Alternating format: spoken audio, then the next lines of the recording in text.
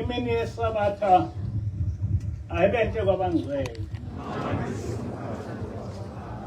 Sizovula ngesihlabelelo 227 inkosi uSukhona wona.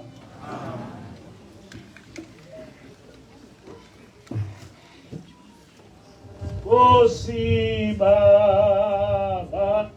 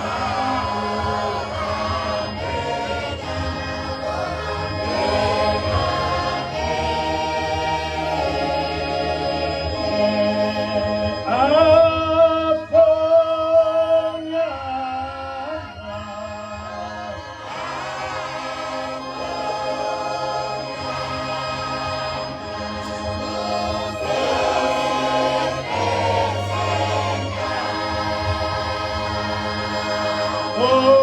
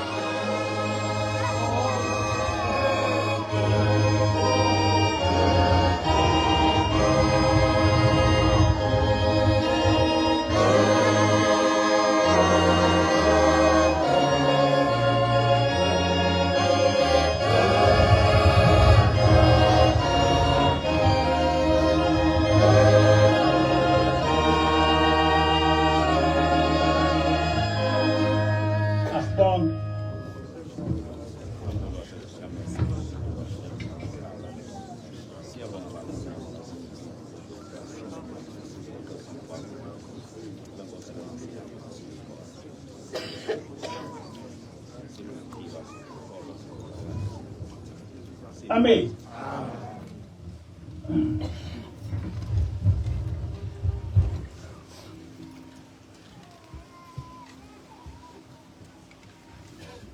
Isihloko salenkonzo sithi inkinga yokuthi uthi ulikholwa kanti ulandela ingqulazi. Inkinga yokuthi uthi ulikholwa kodwa ulandele ingqulazi. Amahubo 83 verse 1 to 5. uNkulunkulu ungathuli. Ungali ukukhuluma uNkulunkulu. Ngokuba bheka izitha zakho ziyaxokozela. Nabakuzondayo bayavukela. Ngokuqili benza uzungu ngabantu bakho. Baceba ukulwa nabantu abafihliweyo bakho. Bathi wozani sibaqothule bengabe besaba isizwe. Negama lika Israel ingabe lisakhunjulwa. Amen. Ngiyafisa kafuphi ukuchaza ngengqikithi yenkolo yethu njengesizwe esimnyama. Inkolo yethu isukela ku-1447 BC. Mhla uJehova uNkulunkulu wethu eletha inkolo kwisizwe samaHebheru esingabantwana bakwa-Israyeli.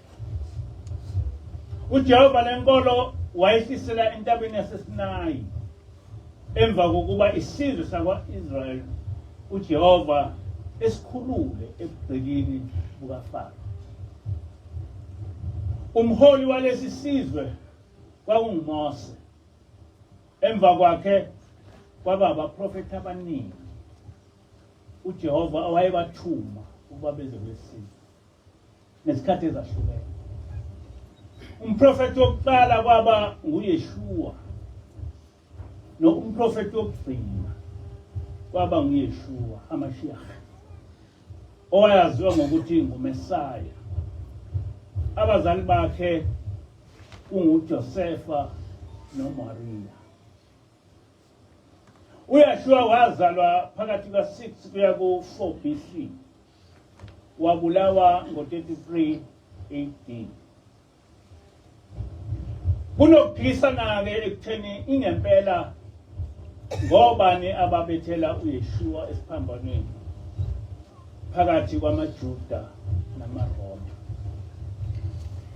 Abalandeli bakaJesu babebizwa ngokuthi ngamaNazarenes noma amaNazaretha. Baziwa ngokuthi bangabalondolozi bemithetho kaJehova okuyiTorah. uRalph Shaul encwadini yakhe ethi The Nazarene, Betrayed, Beaten, Forgotten, ekuchazeni kwakhe ukuthi abalandeli bakaYeshua kwakungamaNazarenes wakubeka kanje: Today, Nazarenes are once again coming to the forefront of religious thought. Many are beginning to realize that the followers of the Messiah were called Nazarenes and were never called by the pagan name. With modern discoveries, such as the Dead Sea Scrolls, which is a collection of over 800 texts, dating back to the time just before Yeshua was born and into the 1st century, we are learning more about the sect of the Nazarenes that followed Yeshua. Uthiyela lombhali igama elithi Christian is a pagan name. Ngoba ngabalandeli bakaConstantine bebizwa ngama-Christians. Ibandla likaYeshua alimemukelanga leli gama ngoba bona babe ngamaNazaretha njengoba kubhaliwe kwizenzo 24 verse 5. Engasekho uYeshua cishe ngo-55 AD abafundi bakhe baphuma eJerusalem bayoqhuba ivangeli lakhe kwabezizwe. Noma iTestament elisha lingakucacisi lokhu ukuthi abafundi bakaYeshua babe ngaphansi kwenkolo kwayiphi inkolo, kodwa uPaul kwizenzo 28 verse 23 ukucacisile ukuthi babe ngaphansi kwenkolo kaMose. Ngokusobala abaprofeti ababe ngamaNazaretha babefundisa ngomthetho kaMose, kodwa kwathi sebeshumayela ngevangeli likaYeshua izitha zabo zasezibagcona zithi bangamamessianic ngesiGreek okuthiwa ngama-Christians. Njengoba sesichazile, abalandeli bakaYeshua babengamukeli ukuthi bangama-Christians. Leli bandla likaYeshua selikhona kwabezizwe kusukela ngo-66 AD kwaba nezimpi phakathi kwamaJuda namaRoma, kodwa ngo-70 AD amaJuda anqotshwa. Esenqotshiwe amaJuda, amaRoma inkolo kaMose ayiqeda ngenkemba. AmaJuda enziwa izigqili noma izigqila zamaRoma. Eminyakeni yo-300 AD uConstantine wayichitha ngamaCrete inkolo kaMose. Ngaso leso sikhathi wasungula inkolo yamaRoma wayibiza ngokuthi iChristianity. Wasebenzisa lona leli gama abalandeli bakaYeshua ababengalifuni. Inkolo yobuKristu yavela sekwedlule iminyaka engu-260 uYeshua engasekho emhlabeni. uYeshua ngakho-ke kulilumbo ukuthi uYeshua owabe engaphansi kwenkolo kaJehova wake wasihlanganisa nenkolo yamaRoma okuthiwa ubuKristu. Sekukhona iChristianity kaConstantine, lenkolo kaMose amaRoma ayibiza ngenkolo yamaJuda noma ngenkolo yamaHebrew. Lachithwa igama labalandeli bakaYeshua lokuthi bangamaNazaretha, kwasekuthiwa ngama-early Christians. Wachithwa noYeshua aMashiach, kwasekuvuswa uJesus Christ. Ngabe uYeshua noJesus Christ ngumuntu oyedwa noma ngabantu ababili abavela ezizweni ezahlukene? uDr. Kotze ongumfundisi wamaKristu ekhasini 62 lencwadi yakhe ethi Come Out of Here My People uyichaza kanje lembudane ngoJesu. But why did they persist with the Hellenized issues of our Savior's name and its further Latinized form Jesus? It is accepted by all that our Savior's Hebrew name was Joshua or Yeshua.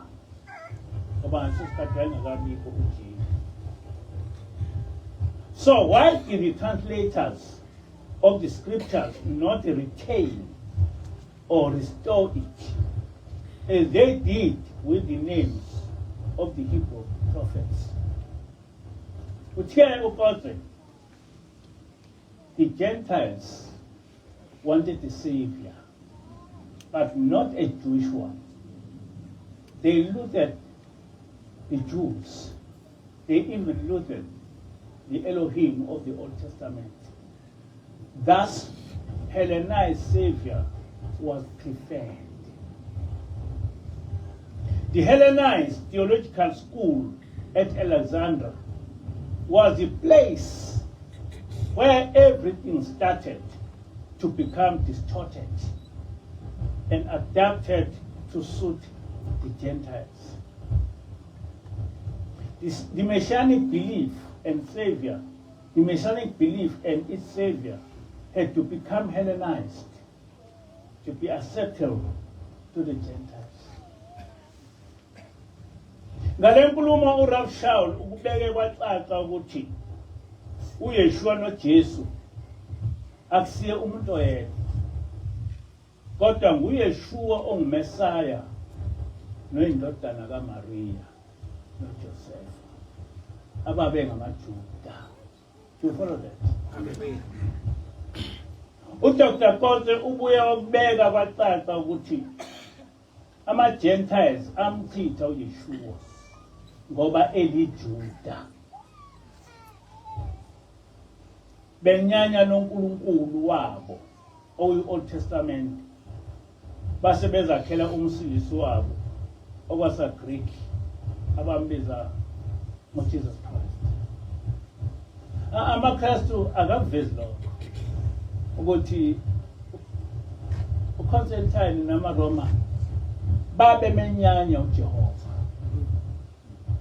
Maba benyanya uJehova babe ngamthanda kanjani uJesu uYeshua. Ngosobala lo Jesu esifunda ngaye eBhayibhelini okuseqinisweni nguYeshua wamaJuda owahamba emhlabeni ngo-33 AD. Yikho yena eBhayibhelini eguguzela ukugcina komthetho kaMose. Amen. Yeah. eBhayibhelini kuyacaca kahle ukuthi uJesu wayefuna ukuthi kugcine umthetho kaMose. Kodwa sobala ukuthi babengakhulumi ngalo Jesu sebemakhile. Babekhuluma ngoYeshua lo bengafuna ukumchaza.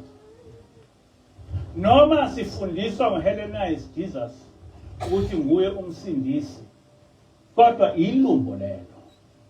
Ngoba uJesus wavela sekunenkolo kaConstantine.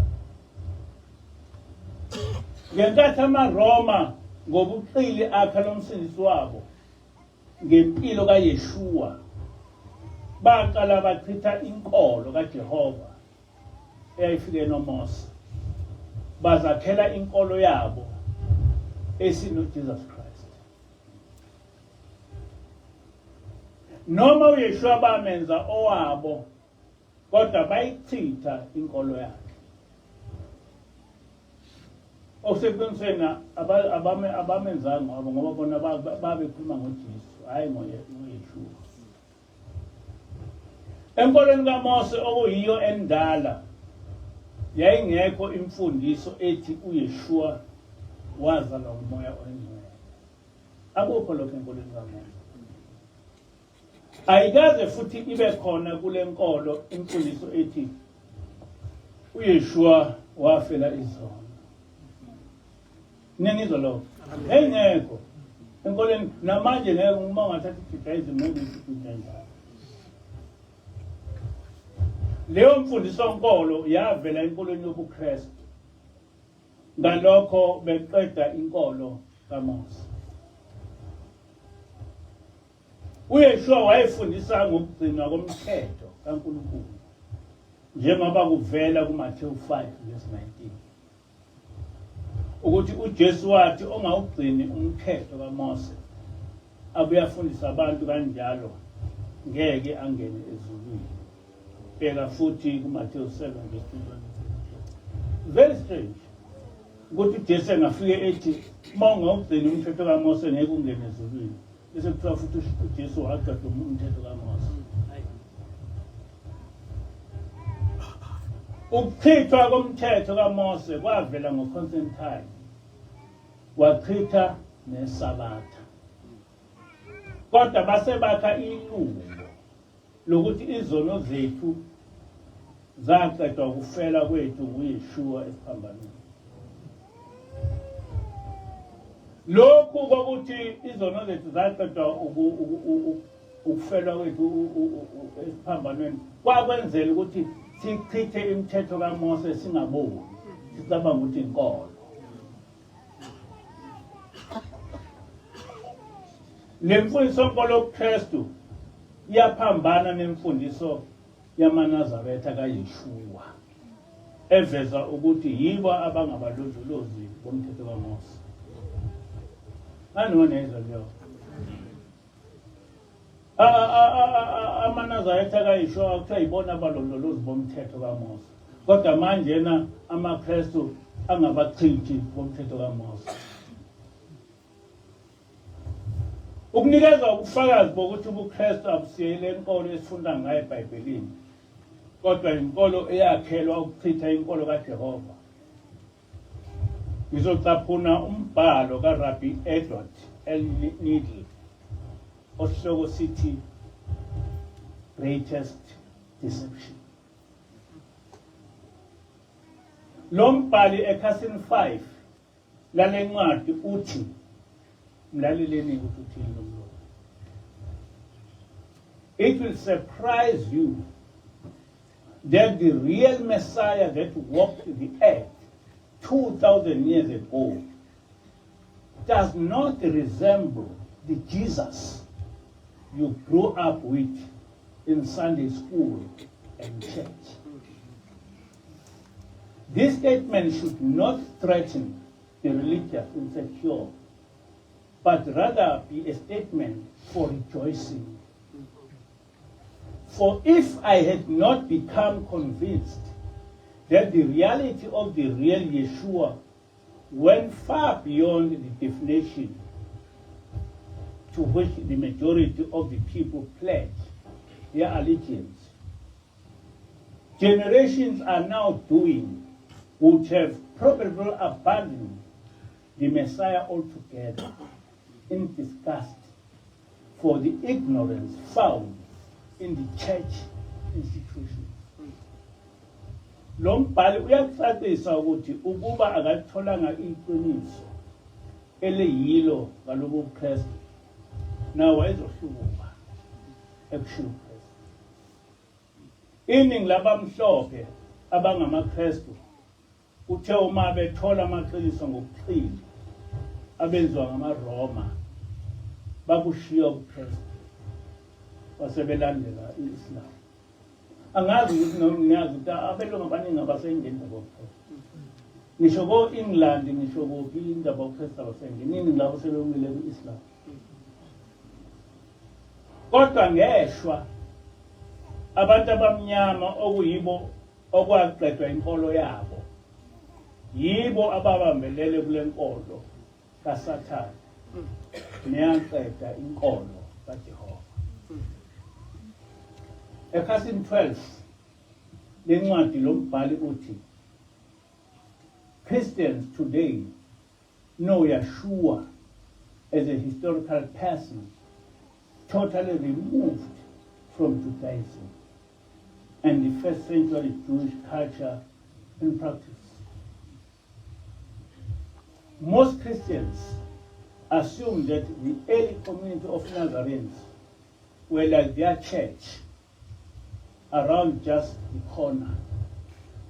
And Yeshua and his disciples were like their modern group of Christians, whether Catholic or Protestant. Here are some other common errors that Christians commit. They say Yeshua was a Christian, not a Jew, and he attended a church on Sunday, not a synagogue on Shabbat. Usho njalo mlungu. AmaKristu acabanga ukuthi uJesu wayengumKristu kodwa wayengalona iJuda. Bacabanga ukuthi uJesu wayesonta ngesonto, hayi ngeSabatha. That Yeshua started a new religion called Christianity, which replaces Judaism. And he came to do away with the law and establish a new way of salvation by grace through an entity called the church, with pastors and priests. Ama-pastor to Jesus or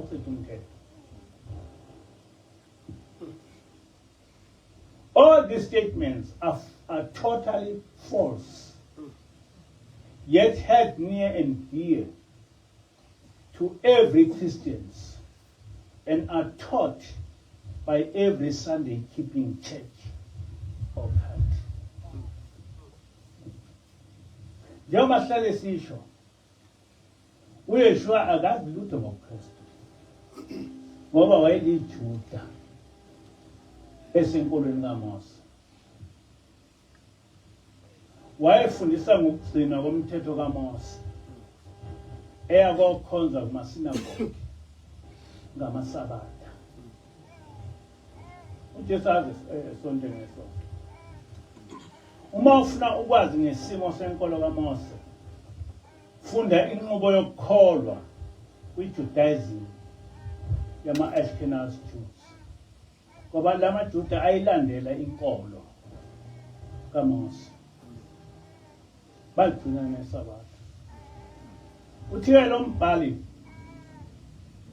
the historical Yeshua would be dismayed at the great deception that has been spawned in his name, and would not recognize the monster that was created by Constantine and the Protestant Reformation. uJesu mangabuya manje ngamanga ukuthi what is it here?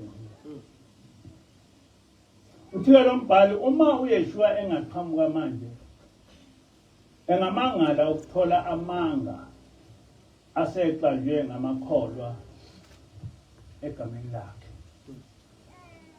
AmaKristu amnyama kufanele eqonde ukuthi babambelele enkolweni kaConstantine echitha inkolo kaMose. Nalo Jesu abakhuluma ngaye ilo owakhiwa ngamaRoma, ngoba bengamemukeli uYeshua onguMesaya nowazalwa nguMaria noJoseph. Uyaqhubeka nombhali uthi, the new message of the Roman Church was oriented towards a Romanized audience, steeped in idolatry and the mystic cults. The new religion had to be made acceptable to the people in Syria, Asia, Asia Minor, Egypt, Rome, and Western Europe. It had to be able to hold its own against already established creeds and pagan gods. The paganized people of these areas had to be able to bring their practices, gods, and faith into the new mystery religion called Christianity.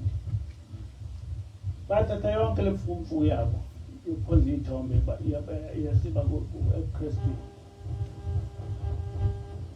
By pandering to a Romanized audience and casting the despised Jews as scapegoats in the death of Yeshua, the spread of what was to be Christian orthodoxy was assured to be a success. All they needed was a single Catholic universal church. Lende kuna apate ngikulu. Uthike lo mbhali amaJuda enzwa iscapegoat sobethelwa kukaYeshua. Ngamanye amazwi lo mbhali uJesu akabulawanga amaJuda. Ngale nkulumo ufakazela ababhali abaningi abathi uYeshua akabulawanga ngamaJuda, kodwa wabulawa ngamaRoma. Akusho mina kusho lo. Lokhu ukuthi uYeshua wabulawa ngamaJuda kuselilumbo elakhiwa ngamaRoma ukuze singaboni ukuthi ngamaRoma abulala umprofeti kaJehova. Uyaqhubeka lo mlungu umbhali uthi the whole Roman Empire was at this time mixed together by an imperial cult which combined the worship of the sun with the worship of the empire. The sun cult had developed during the reign of Augustus, who accepted deification and authorized the building of temples in which he was worshipped. Ngiyabona ukuthi akuqali ngathi ukuthi kube nabantu abathi bangonkulunkulu.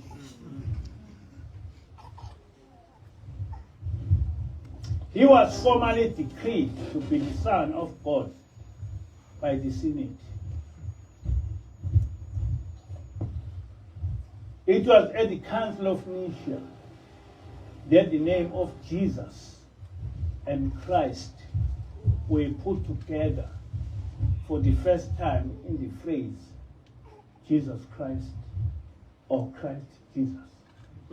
That was a lot. Later, ndaba Jesus yaqala eNicaea. Ngo 335 or 332 or whatever this AD. So kwaphela almost 300 over 260 years. Uyeshwe ngasekho emhlabeni. Uniting the two into one, Jesus representing the Hymnos, the Jesus of the Druids, Joshua of the Jews, and Christ representing the Krishna or Christos of India, the Messiah of the Jews. Now, the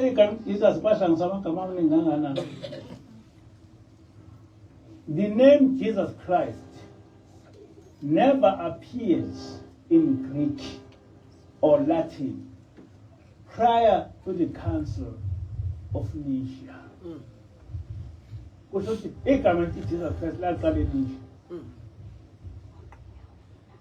Thus, all the pagan deities were unified into a single person in Jesus Christ.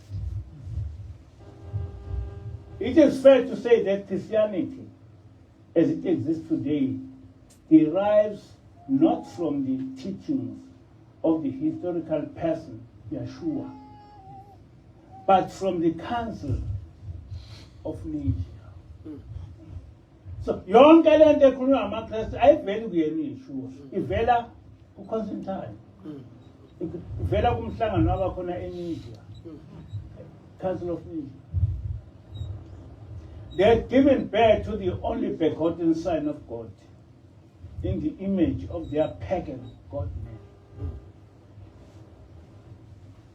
Isizwe esimnyama ufanele siqonde ukuthi lo Jesu esimkhonzayo akusiyelo Yeshua ongumesaya nowayezalwa nguMaria noJoseph. Oqala ubuKristu bavela sekuneminyaka engu-260 uYeshua wahamba emhlabeni. Okwesibili uYeshua wabe eliJuda esenkolweni ekhonza uNkulunkulu ongumdalisi nomhlaba. Amen. Amen.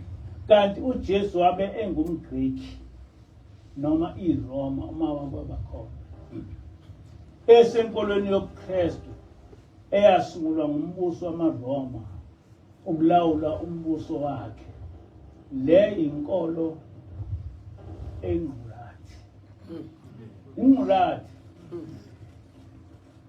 Kodwa abantu abamnyama bayibona yona. Kodwa bayazi ukuthi le nkolo yaqalwa nguConstantine. Bayakwazi lokho.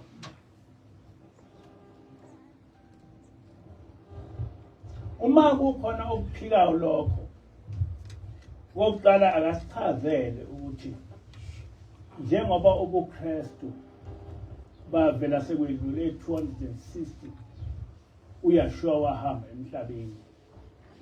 Pho uhlanganaphi uYeshua enkolweni yobuKristu? Okwesibili, njengoba uYeshua wayeliJuda ekhonza uNkulunkulu ngumdali wezulu nomhlaba, inkolo yakhe wayesebasenkolweni yakhe wasebasenkolweni ekhonza uThixo. Ngabe amakholwa akakwazi ukuthi ubuKristu kuyinkolo yamaRoma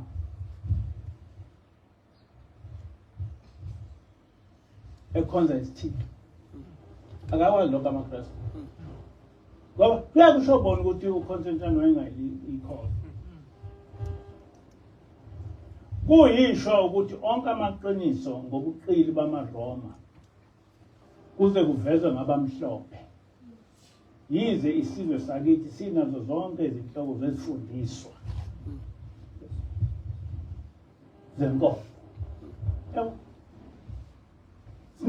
Sinabafundisi, sinabaprofesa, sinodokotela bezenkolo. Kodwa bawazi la maqiniso kuze kuqhamuke abelungu beveza amaqiniso ngalento. Kodwa bakwazi ukuthola iqiniso ngento esobala ukuthi isizwe simnyama silahle uNkulunkulu waso salandela ingqulathi esiyakhelwe ngamaNtaliyane. Lenkolo yobuKristu ingqulathi. Niyazi ingqulathi yini? Amen. Phambi kwabazi ingqulathi. Hawu, abantu abazi ingqulathi. Libe linye igama. Lisho ingqulathi. Upomba imbombayi. Imbombayi isho into efake. Yeah. Well, lenkolo ifake. Sisetshenziswe ngesinye isizwe ukuqeda lenkolo yethu. Abantwana bakwa-Israyeli kwakuyisizwe simnyama. Njengoba kucaca ukuthi uDeuteronomy 28 ukhuluma ngathi. Kodwa abantu abakuboni lokho. Yize kuphambi kwabo. Kodwa ngeshwa sivele sithathe noma yini esifunzwa ngabamhlophe. Umongameli waseGibhithe wakubeka ngosobala ukuthi kuyamcaka ukuthi ama-Israyeli aphuma eGibhithe engabantu abamnyama, kodwa sebebuya sebeyisizwe esimhlophe. Kwasho umongameli waseGibhithe wathi no, but mina lapha ngazi ukuthi abantu abaphuma la eGibhithe kwakungabantu abamnyama. Manje kwasekuqhamuka manje amaJuda amhlophe esethi asuka la eGibhithe aqhamuka. Umuntu owabuyisa inkolo kaMose kwaba ngumprofeti Isaiah. Amen. Ufakazi obusobala ngalokho ukuthi izingilosi ezazi kwa-Israyeli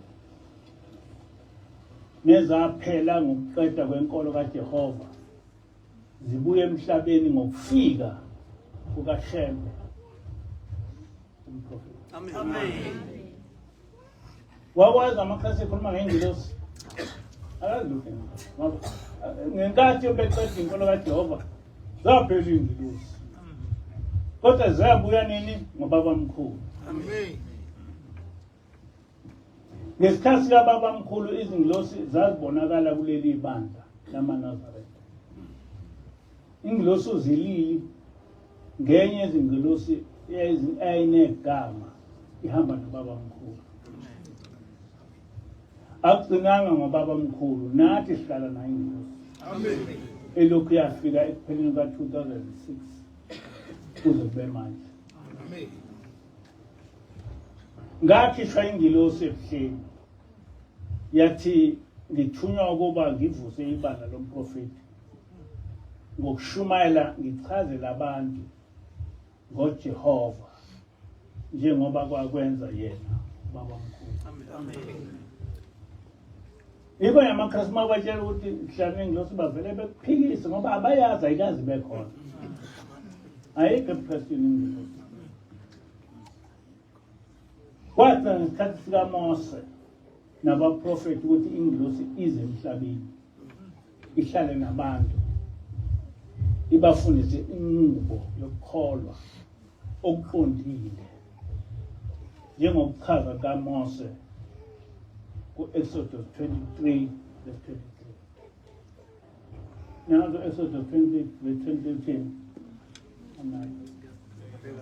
Lapho phela uJehova wathi khona uyobathubayela indoda behlale nabo bengayikhuluma. Amen. Kodwa into enje ayazi uKristu. Ingilosi iyaye isichazele izinto eziningi ngombuso wezulu. Nokuningi engeke ngikwazi ukuchaza lapha. Njengoba thina sihlala nomuntu wasezulwini sinolwazi oluningi ngombuso wezulu.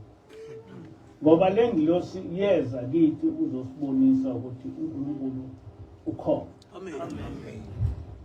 Yenhlala ngisho siyathanda. Amen. Ngoba kwavele kwaletha ingilosi yokuthi izohlala nathi. Something engaziwa ukuthi yenze kanjani. Bonke abantu abafuna ukubona umbuso wezulu kumele balalele kahle esikufundisa khona. Amen. Ngoba ikhona okuyindlela neqiniso uma ufuna ukuya ezweni. Amen. Lincishwa abangalithandi Abuke abalithandayo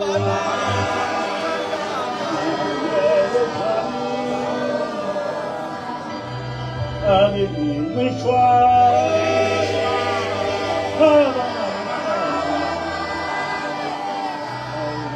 abalithandayo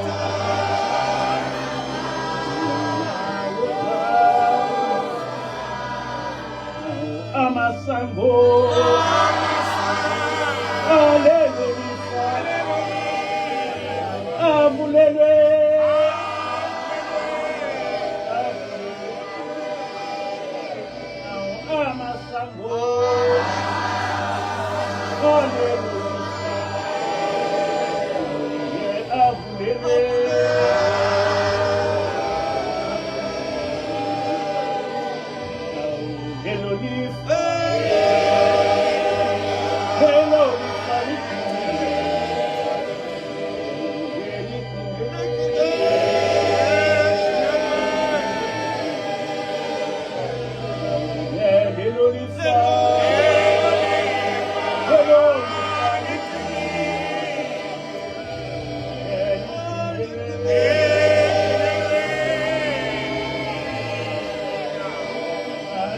Zulu